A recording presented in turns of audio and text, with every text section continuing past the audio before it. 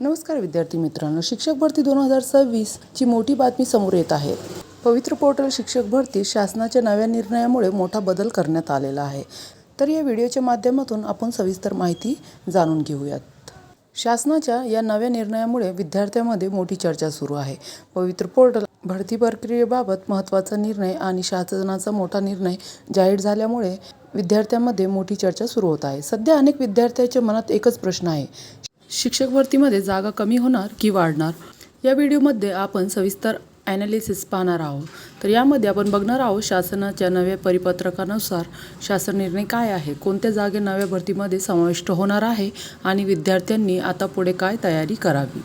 नेमका मुद्दा काय आहे, तर शासनाने स्पष्ट केले आहे की 2022च्या शिक्षक अभियोग्यता चाचणी म्हणजे TETच्या पहिल्या टप्प्यात जिल्हा परिषदांच्या काही जागा राखीव ठेवण्यात आल्या होत्या. यामध्ये माजी सैनिकांसाठी राखीव असलेल्या 10% जागा रिक्त होत्या. या जागा प्रतीक्षा यादीतील उमेदवारांमधून भरण्याऐवजी त्या थेट 2026च्या नवीन शिक्षक भरती प्रक्रियेमध्ये समाविष्ट करण्याचा निर्णय शासनाने घेतला आहे. नवीन उमेदवारासाठी ही मोठी संधी असणार आहे. मग जागा कमी होणार का, हा प्रश्न उपस्थित होतो.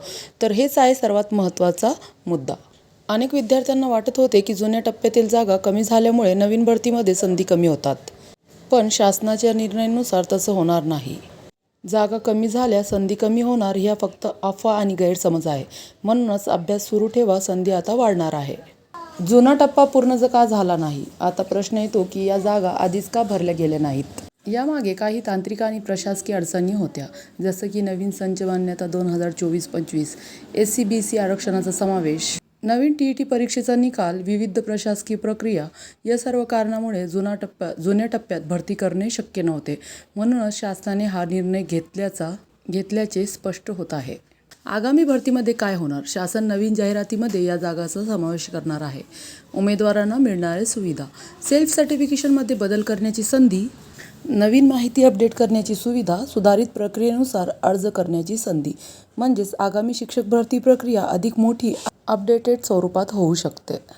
विद्यार्थ्यांनी आता काय करावे? सर्वात महत्त्वाची गोष्ट, अफवावर विश्वास ठेवू नका. सध्या अनेक ठिकाणी जागा कमी झाल्या अशा चर्चा सुरू आहेत.